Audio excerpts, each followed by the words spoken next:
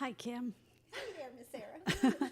Welcome to Caffe, Lena. Thanks for joining us today for The Art of Community, which is just a conversation series we have on a monthly basis with somebody who's works really hard in the nonprofit sector in Saratoga, which is such an important part of the cultural life of this town.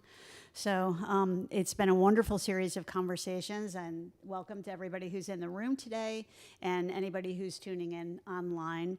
This conversation is going to live on Caffe Lena's Facebook page and YouTube channel, and I bet that it will get shared out to the Thoroughbred Retirement Foundation's page as well. Kim is the Director of Major Gifts and Plan Giving at the Thoroughbred Retirement Foundation. And we may even potentially have people listening today who don't know what we even mean by a thoroughbred. So let's start right there. Oh. What does the Thoroughbred Retirement Foundation do? Well, thank you. Thank you, Sarah, for the warm introduction, for the warm greeting, and for the opportunity to talk about horses, which is my absolute favorite thing to do on earth.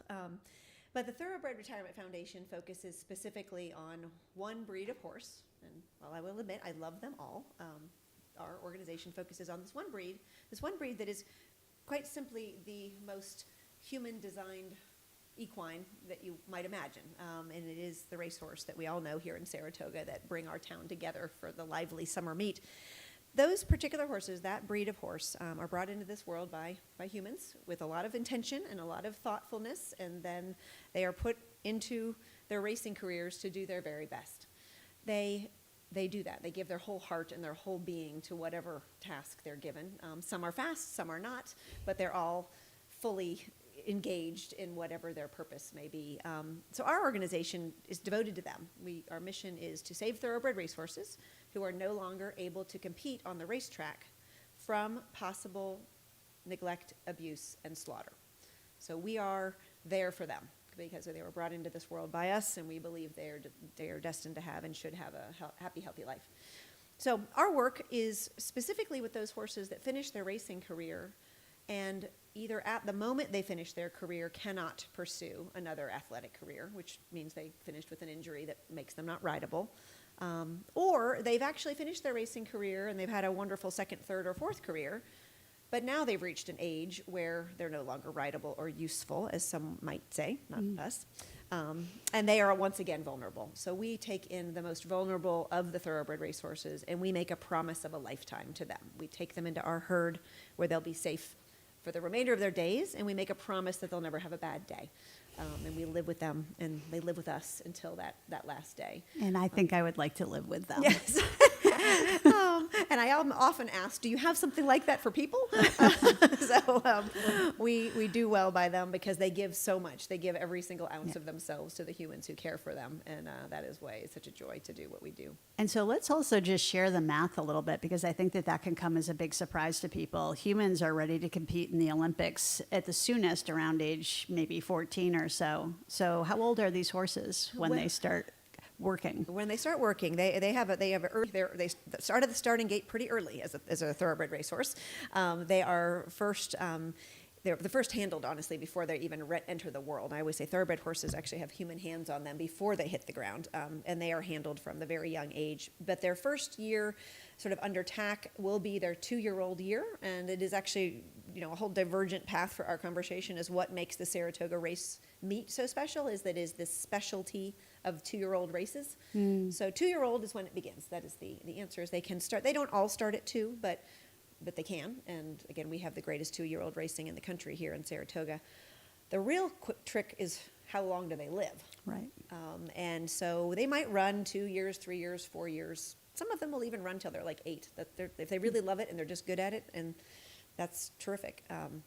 But do you know how old a thoroughbred racehorse usually lives to, Ms. I'm Sarah? guessing somewhere close to 35 or 40. That's a great guess. That is a great guess. Our herd is average age is 25 to 30 years. 25 for to their 30, lifespan. Yeah. Now, different breeds will have longer lifespans. Usually shorter, stockier breeds. They're just a little hardier. Mm-hmm. We do have the fragile flowers of the universe, but 25 to 30 is a long time, and so our herd is almost the average of our whole 450 horse herd is in its late 20s. Yeah. Have you spent your whole life around racing, or how in the world did you get into this? No, yes and no, but not racing. Racing is an animal unto itself. It's a world unto itself, and it's an amazing world. But it is relatively new for me. I have been a horsey girl my whole life. So fundamentally look these creatures in the eye and believe that every good gift I've been given on earth has been given through a horse, directly or indirectly. And that's all thanks to my parents. That's where it all begins. My mom was taking riding lessons when she was a young professional in San Diego, and she took me with her to watch her do her riding lessons, and I was 5. And I fell in love with the pony in the paddock next to her riding, and her name was Sweetie. That little pony's name was Sweetie, and that was it. I was hooked, and all my siblings have 4 hooves as an only child. I had a wonderful, charmed childhood, and it was mostly spent at the barn with these creatures teaching me What was different at the barn than, when you were out in other places in your life? Yeah, that's a great question, and it was something very profoundly different. And I was, and of course we're early in this conversation, but the friends in the audience know it may be funny to find that I was an incredibly shy and introverted, quiet little child, only child, bookish, very bookish, and I was very timid. And at the barn, whatever it was that made me feel timid in the world disappeared, because my pony, I was the most important thing in my pony's life, and I could do anything riding on his back, and I could gallop fast, and I could jump things, and I could fall off, and I could get up, and I could be all these things that somehow I hadn't figured out that I could actually be in any other setting. And I just know that was the beginning of the magic of the horses in my life. So horses always spoke to you. Did you? But this organization that you're involved with is an unusual, very special organization, and I doubt that you went to your guidance counselor in high school and they said, "Well, you know what? You could get into a career trying to save retired thoroughbreds." Right. Nope. So how did you get into this? Oh, there's a circuitous path, as many of us know, that's what life is. And so I spent the whole childhood riding, was just every waking moment, and so. But maybe thanks to my parents, and maybe just thanks to having had some sense of the economics of the world, I did know that I wasn't going to pursue a path in horses for a career. And while that sounds good when you're a little kid, you quickly realize that all these wonderful teachers who are giving you all their time it's a really hard life, and that remains true. So much true of what we know here in Saratoga is those who take care of horses and work with horses for a living. I often say now that horse racing in particular is the most heartbreaking, back-breaking job. You only do this if you love it. And that's actually true of every horse industry job. Because it's so hard. So I apparently was far too wimpy for such a thing, and I didn't pursue that as a career. And I pursued something completely different. I grew up in San Diego, and I loved speaking Spanish. I grew up not speaking Spanish at home at all, the gringa that I am, but it was an easy place to learn it, and I loved languages. So I came to University of Virginia. I brought my horse there and studied Spanish and international relations. I did love the world, the big wide world. In fact, I'd say the first big trip I ever took out of the United States was to Australia with my pony club. So I could pretty much do, by case in point, every great thing that's ever happened in my life. There was a horse involved. And I got on that plane at 10 years old to go to Australia, and I was ready to go see the rest of the world. So I pursued a career that was along those lines in a lot of different ways, always with horses in my life. People would say, are you riding? And I'd say, yes.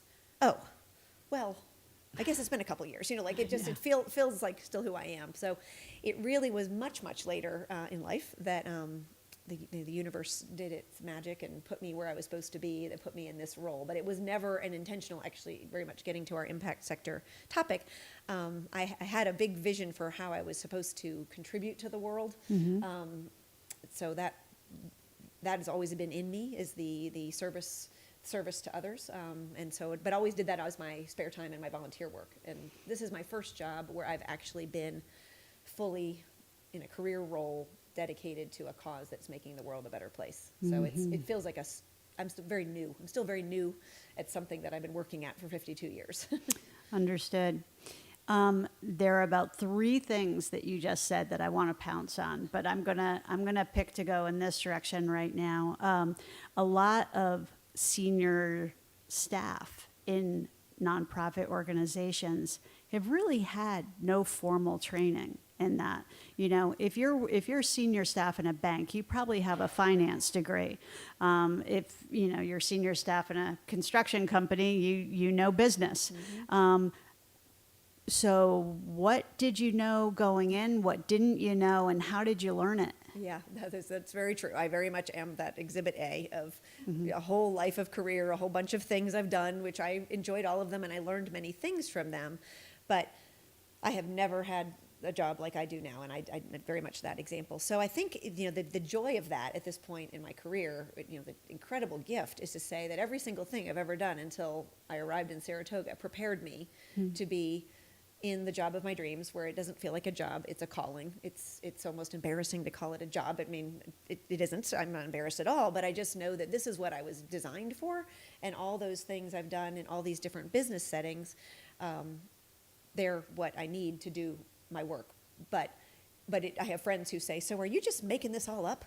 And I say, well, sometimes it feels that way, because it's a lot of, you know, these lessons we learn as we get older, like listen to what you know, listen to the voice in your head, you know, trust your instincts, learn a lot about people. All of my work and all of my different career moments have been the same job. I've actually been doing this job for all these different things, from a bank, from a boarding school to technology company, all these different things. But I was always that one person, not only person, but I was one of the people whose job was to tell the whole world the story of that organization, to sort of suss through who actually might care about that, and if they cared, to reel them in, and whatever reel them in might be. It might have been a student at a boarding school, it might have been a client in the bank, and it was a bunch of different things. But that is not just what I do, that is who I am. And so to get to do that, now for a cause that is like intrinsically linked to my purpose on earth, is amazing. But it's still without no training. Yes, still there's lots of like rules of the road that I just sort of I learn by doing, I guess, is what has happened. So I introduced you as the director of major gifts and plan giving. Do you want to just also translate that a little bit for people who are outside the nonprofit world? Yeah, because it's important to have a focus. Like my job is very descriptive. It's very tactical and practical. Major gifts. Every nonprofit, I suppose, but I don't know because I've never worked for another one. Everyone will establish what is the threshold for a major gift, you know, and it can be any number. It's just a number, but it's a number that says there's a different way of treating those donors. And the way I define it in my head is it's one-on-one fundraising as opposed to one-to-many fundraising. And so I have a colleague who's the director of communications and annual fund, and she's the one-to-many fundraiser. She makes beautiful pieces, and they go to hundreds and thousands of people. I am person to person, mano to mano, heart to heart. So major gifts is my primary role, and with any nonprofit budget, there'll be a revenue sheet, and you'll look at the different buckets through which dollars come in to fund the operations, and there's a line for major gifts. And so that is my responsibility, is to meet and exceed that line. And it's a joy to do it, because in a world full of you know, digital things, and I've sort of been always in the role of asking for the money, but to do it and to say, what do you use this money for? Now I can say, hey, that is our number one expense item at the TRF. And I love that I am asking money for the hay, and then the farrier, and the vet, and the grain. And it's just so tangible. It's so joyful. Planned giving goes hand in hand with major gifts, and often folks in my role have the same, because those are major gifts that just come much later. Sure. Planned giving, the opportunity for individuals to put a charity, any charity, in their estate planning, so that upon their passing they are able to make a legacy contribution. And so my mother is an estate planning attorney, so I was born into a role with planned giving in the title. I always laughingly say, as a kid, I think I would go to like seminars that she'd be teaching on the weekends with a baseball cap that said "avoid probate," like the 8-year-old with avoid probate. So now I talk about planned giving, and it's just advising and education. So I'm starting to really see the braided tail of your life. Yes. Yes, I love that. I don't have the long tail now, but so there's a lot of this is very joyful, because I know that when you go out and you have a conversation with somebody and you really make a connection with them, and they respond very generously to help with the mission of your organization, that is very uplifting. And then there's the other side of it, which is that you know probably that you can't save every single horse out there in the racing world. And some of these gorgeous, beautiful animals are destined for not good things. They're not going to be in that happy pasture. And sometimes things like that can be a real drag on your energy. And talk about how you keep your spirits up also, not just in the face of kind of like the dark side of what's possible, or just like not letting yourself come from a place of anger to the work, but also it can be intense. Like, you probably have that shy kid inside you somewhere still. Yeah. And some of those conversations are like emotionally taxing. Like, you put everything you have into it because you really care. And you walk away tired, but it's August, and the other guys needs to be talked to now, and then the other person, and the other person, and the other person. How do you keep your energy up? How do you keep positive? Yeah, it is. It is something I think everyone in the impact sector faces, and different days it sometimes sneaks up on you. Just when the day you're tired may have nothing to do with it being the middle of August. It may be a different day, but I think the most, especially in horse racing, and then every industry has its context, and so we're doing this work, which I know is very important. It's very important to me personally. It's very important to a lot of folks, and it also, because of the nature of how we do our work, we also impact humans. So yes, I know it's good. I'm drinking my own Kool-Aid, but we have a context in which is horse racing, which is like every other part of the world. It's full of bad news. So I'm here sort of trying to be a bright light for good things, for good horses, and helping humans in the process, and yet, the headlines will be just how terrible everyone in horse racing is. So when you feel like you're kind of running into the wind because you're doing something good, but the world seems to be drowning that good out with bad. Where I guess I take my strength is in like linking arms, which is what is so wonderful about you, Sarah, and what we're doing today, but how we first met through that wonderful Saratoga Chamber Impact Sector Zoom call when you offered up the thing, which we can talk. I would love to talk about that one magical thing. A wonderful song was born of Miss Sarah and the impact sector. But what I come back to is that it's the linking of arms, is the knowing that I may be tired, but I'm not alone. And whether that be in the impact sector Zoom call, and I see all the amazing organizations in Saratoga, or even within my bubble in the bubble, which is the thoroughbred aftercare industry, which is an industry within the thoroughbred racing industry. And there are 100 organizations with hundreds more of me, so that if today's the day that I just can't face it again, I can't have that same conversation, I can know that there are others who can carry the banner today. And I think that solidarity is huge. And it's having a community that you're a part of, and that you can take strength. And I think that's also the definition of extrovert, is that if I have other people around me, the energy comes right back again. I am very much charged up by seeing others. But and that's what makes Saratoga so lovely for my work, is that everyone comes here, as I was saying to you earlier. But I think that's the only way, because you just have to know that you can't be on every single day. Because then the whole my first mentor at work, said, you just can't give away what you don't have, and you just have to refill that cup. And that is the hardest thing for all of us who work in big trying to fix big problems. Do you get close to the horses sometimes? Yeah, and they are of course the reward. So I'm lucky that with our herd, most of my work is I do travel a lot to go visit our farms and to go visit our donors and volunteers, and the best thing I can do is just, while I talk all the time, is just to put the person next to the horse and then just sort of see what happens. And so as a result, I'm constantly being able to take people to meet our horses, and then I get to spend time with our horses. And even in the summer here, we'll be bringing 2 of our horses up from our Wallkill Correctional Facility. They arrive next week, in fact. So then we can bring friends. All of our friends here today can come meet the horses of the TRF. And you're right to say, they are the other way that our cup is filled, is you just frankly look in those big brown eyes, and we do the one thing they can't do. Yeah. They can't speak. So we have to just take a breath, take a nap, drink some coffee, and get back in there, because they're counting on us. Wow. And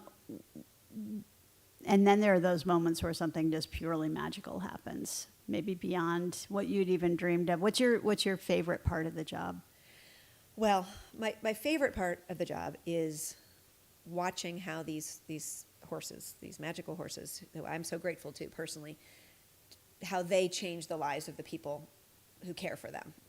And that is just, sort of selfishly getting back to the TRF model, but I just share with you and our friends who are listening that that the TRF's model includes a human element, which does fill my cup in its own way. I love taking care of the horses, but our horses live in 9 prisons across the United States. It's called our TRF Second Chances program. It's actually how we started. Our first horse that ever came into our herd got off a van at the Wallkill Correctional Facility in August 1984.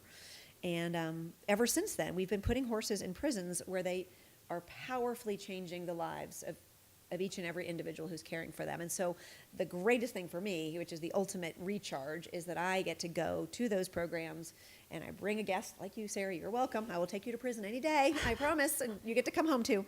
I'll go. But to watch someone see the horse and go, oh, that 27-year-old horse looks so happy. So that's always nice to go, oh. And then to see this man or this woman who tells their story tell you how much that horse has changed their life. Like there's no way that I can adequately describe how powerful that is. I spend a lot of time trying to capture that magic on film, in visits, and most recently in song.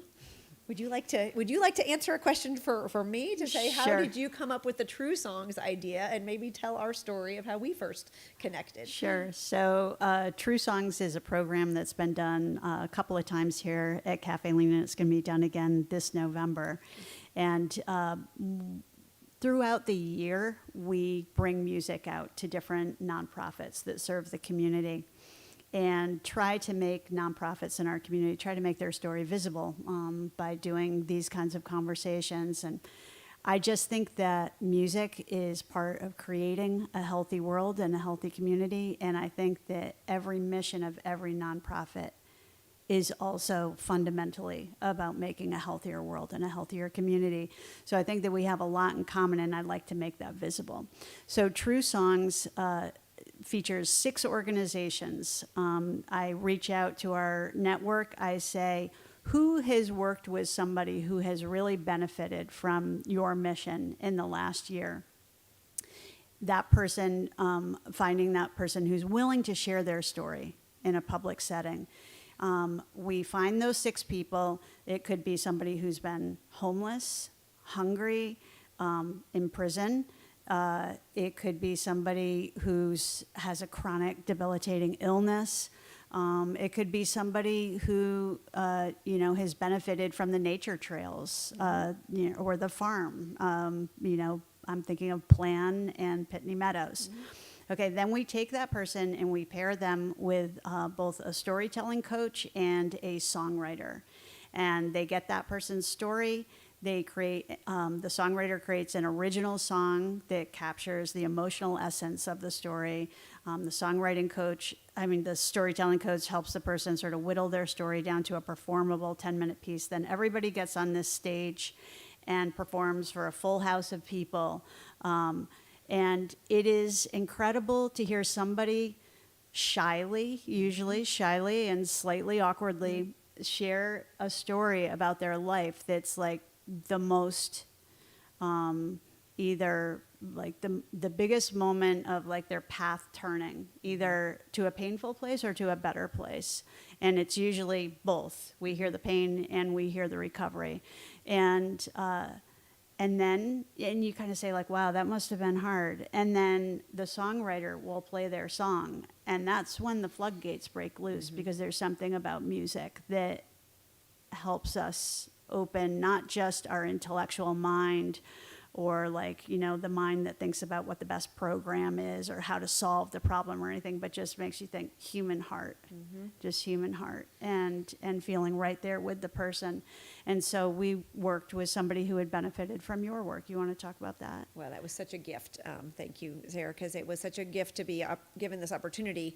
When Sarah said on our Zoom call, there's an organization that would like to take this, pick me, raising my hand, jumping up and down like as much as you do on a Zoom square. And I immediately had William Douglas in mind, because William is one of our graduates from the CRF Second Chances program at Wallkill. He has said repeatedly, I'll do anything for the horses. I'll do anything for the horses. And he isn't a public speaker, and he isn't in front of people very often. But he sat with our friend, who's a dear friend, Mark Tolstrup, and his wonderful writing partner, Jill, who's with us. He told his story, and he told it beautifully on this stage, very raw, very complete, very honest.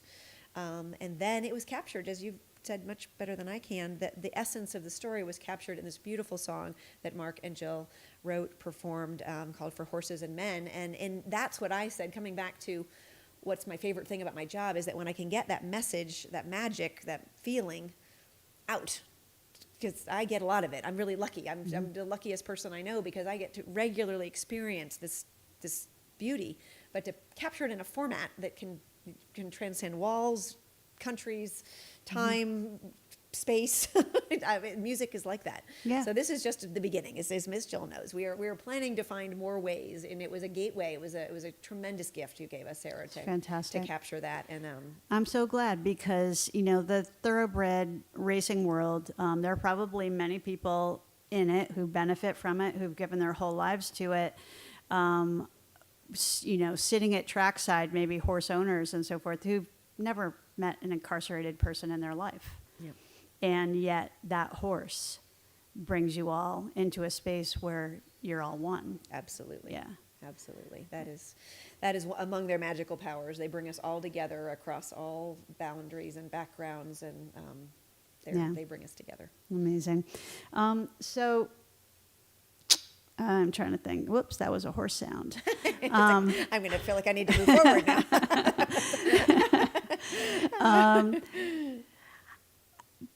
I kind of joked around at the beginning of this conversation about, you know, people don't tell us about these career paths in the nonprofit world, but it's usually some special passion that we have that we suddenly discover that we could actually, you know, pay the bills if we have to, and do the work that we would love to spend our lives doing 24/7, even if we weren't getting a paycheck. Do you have, and yet the work is hard, and it's not easy to sustain that level of energy year after year after year. Do you have any special advice for somebody who's just getting into the nonprofit sector? Anything that's maybe kept you inspired or that you'd like to pass along? Yeah. Well, I still feel too new in my role doing this, you know, this chapter of my life. But they call it advice, because advice would sound like I think that I know that it works. But it's more like it's a technique or something, like a life hack. Is that what they call these things now? I don't know. I don't know what it is, but it's a thing that I do. And so whether it works or not for you, I will just share it, because I'm always looking for them. Okay. Well, it is and this is speaking from someone who has found herself waking up in, you know, the job of her dreams, doing her calling. I am notoriously a bit of a high RPM, high energy person. I know this is another shocking revelation, but even to me, I'm a bit much sometimes, and so, like, a lot of times actually.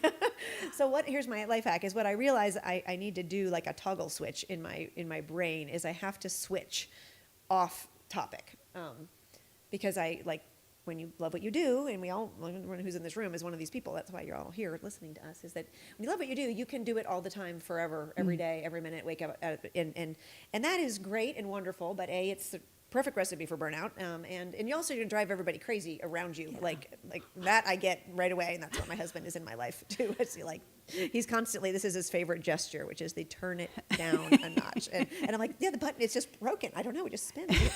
So what I do, because I can't turn it down a notch, I just have to switch. So my coping mechanism is to find another thing that is not the same thing, that is not the horses and the TRF Second Chances program, but it's just another thing that I'm passionate about, that I can do, but not be responsible for a big number on the budget, and can do it sort of on my own terms. It's volunteering. It's for me it's volunteering, but it could be, if you were a musician, it would be music. I just think having that other thing for me is the only way I can keep myself from driving myself and everyone crazy, and even my own donors. Like, you just can't do one thing all the time. So I believe, even to a young person, if I were to be giving myself this advice, it seems to be working. I'm not sure I could give it as advice, but it keeps me a little more balanced, is to have another place to put the energy. And fortunately, the world is full of places where you can put your energy and do good work and still feel, you know, in my old life, the life that I left in Washington, D.C., which was a wonderful life, but I had a very business career. And so my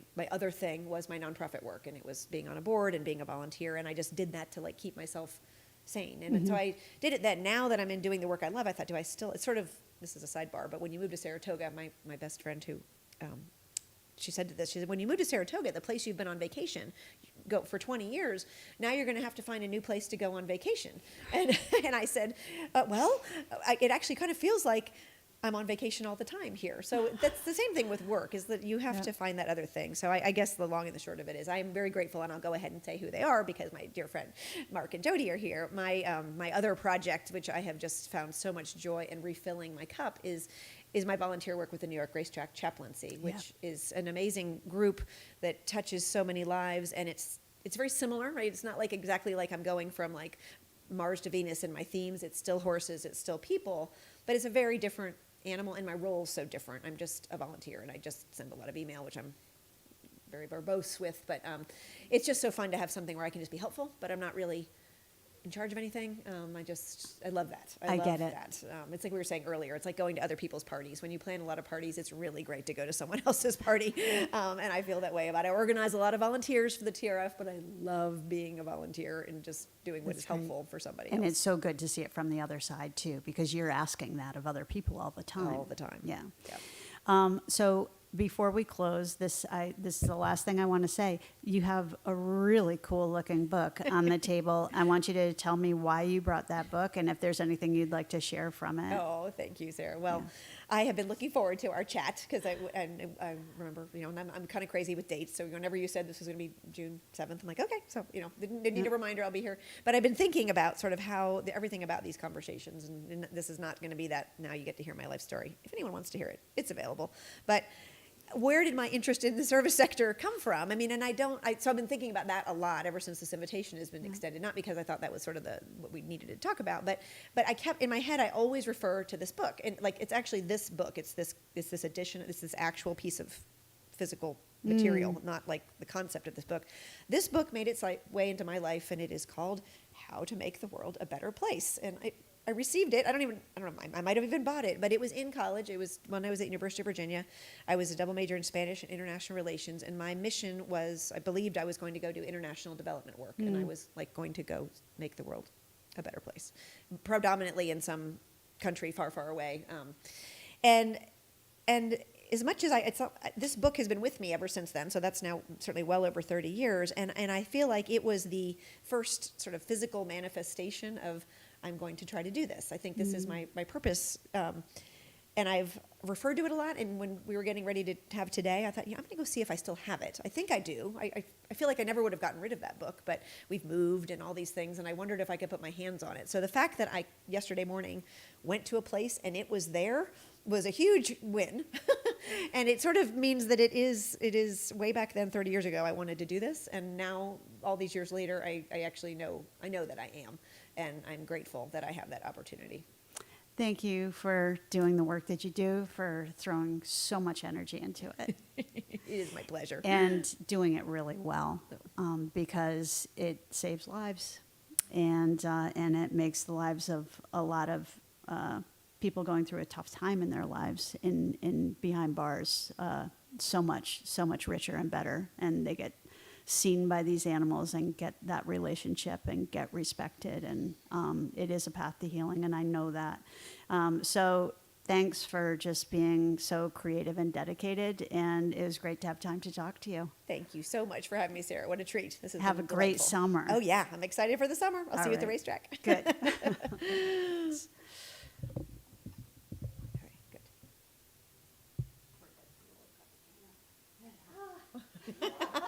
Yay!